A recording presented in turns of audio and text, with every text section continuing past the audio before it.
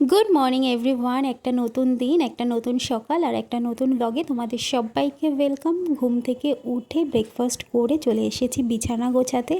আর ঠান্ডা ঠান্ডা তো পড়েই গেছে। আমাদের ওখানে সকালবেলাটা বেশ ঠান্ডা লাগে, কিন্তু যত বেলা বাড়ে তত যেন ঠান্ডাটা কোথায় চলে যায়। তো সুন্দর করে বিছানাটা গুছিয়ে নিলাম। সকালবেলা উঠে বিছানাটা গুছিয়ে নিলেই কিন্তু ঘরটা অনেকটা বেশি পরিষ্কার মনে হয় আর মন মেজাজও ভালো থাকে। ঘর সবসময় আমি চেষ্টা করি পরিষ্কার পরিচ্ছন্ন টিপটপ করে গুছিয়ে রাখার, তাতে আমার সারা দিনটা খুব ভালো যায়, মন মেজাজও ভালো থাকে। এখানে দেখো সুন্দর করে বিছানাটা গুছিয়ে নিয়েছি। এরপর একটু ডাস্টিং করে নেব। তার আগে কিছু জামা কাপড় ছিল এখানে, কালকে ভাঁজ করে রেখেছিলাম, সেগুলোকেই জিনিসটা জায়গায় রেখে দিলাম। আর আমার বর তো যেখানে খায় সেখানেই রেখে দেয়। টি টেবিলের উপরে সব বোতলগুলোকে জড়ো করে রেখে দিয়েছে, সেগুলোকে সরিয়ে নিলাম। একটু ঝেড়ে সোফাটাকেও পরিষ্কার করে নিয়ে নিলাম। আর গাছগুলোকে একটু রোদের পাড়ে দিয়ে দিলাম, মানে জানলা দিয়ে রোদ আসছিলো, এই রোদের সাইডেই দিয়ে দিলাম। তারপর আজকে লোটে মাছ বানাবো বলে লোটে মাছটা একটুখানি সেদ্ধ করে নিয়েছি আর মাঝখান থেকে এইভাবে কাঁটাটা ছাড়িয়ে নিয়েছি। এইভাবে লোটে মাছ কিন্তু খুব সহজেই কাঁটাটা ছাড়িয়ে যায়। লোটে মাছের ঝুড়ো করলে কাটার জন্য খেতে একটু অসুবিধা হয়, সেদ্ধ করে কাঁটাটা ছাড়িয়ে নিলে খেতে খুব ভালো লাগে। এখানে দুটো বড় সাইজের পেঁয়াজ কুচিয়ে রেখেছি, এখানে একটা টমেটো আর কিছুটা ধনে পাতা, আর এখানে কিছুটা মাছ রেখেছি আমি আলাদা করে, এটা দিয়ে পাতুরি বানাবো, সেটাও তোমাদের সাথে শেয়ার করব। তেল গরম করে এর মধ্যে পেঁয়াজটা দিয়ে দিলাম। পেঁয়াজটা লাল লাল করে ভাজা হয়ে গেলে এর মধ্যে আদা রসুনের পেস্ট দিয়ে দেবো।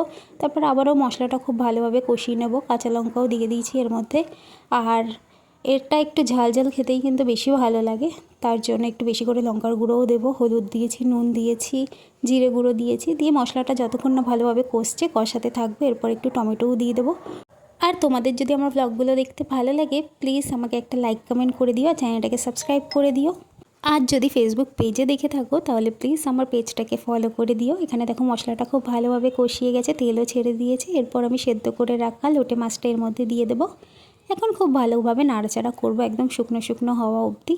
এটা কিন্তু গরম ভাতে খেতে দারুণ লাগে, তোমরা একবার বানিয়ে দেখো। লাস্টে নামানোর আগে একটুখানি ধনেপাতা ছড়িয়ে দিলাম। শীতকাল যেহেতু ধনেপাতার ফ্লেভারটা তো সব রান্নাতেই ভালো লাগে। এই হচ্ছে আমার লোটে মাছের ঝুড়ো। আর যে বাকি লোটে মাছটা আমি রেখেছিলাম এটা দিয়ে আমি করব পাতুরি। এটা আমি বিয়ের আগে খেয়েছি, মানে মা বানাতো। আমাদের বাড়িতে শুধু আমি আর দাদাই খেতাম লোটে মাছটা, আর কেউ খেতো না। বাবাও পছন্দ করতো না, মাও পছন্দ করতো না এই ল্যাললেনি ভাবটার জন্য। যাই হোক, এই পাতায় ভাতাটা খেতে আমার ভীষণ ভালো লাগে।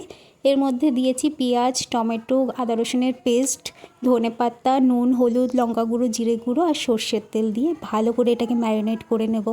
তারপর গাছ থেকে একটুখানি কলা পাতা এনে দিয়েছে বর, সেটার মধ্যে একটু অয়েল মাখিয়ে নিলাম ভালো করে।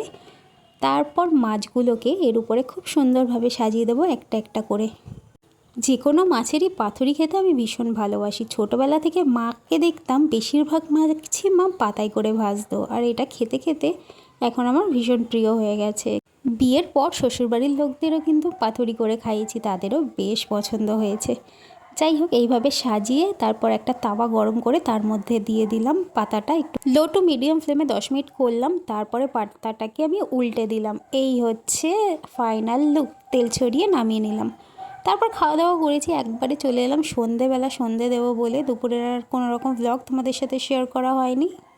ধুনোর গন্ধ আমার ভীষণ প্রিয়, আর সন্ধেবেলা ধুনো জ্বালালে কিন্তু একটা পজিটিভ এনার্জিও আসে, তাই জন্য আমি মাঝে মাঝেই চেষ্টা করি ধুনো জ্বালানো। আর বাইরে আজকে বৃষ্টিও হয়েছে, ঠান্ডা ঠান্ডা হাওয়া দিচ্ছে, তাই জানলাগুলো বন্ধ করে দিলাম। চলো আবার নেক্সট ব্লগে দেখা হচ্ছে।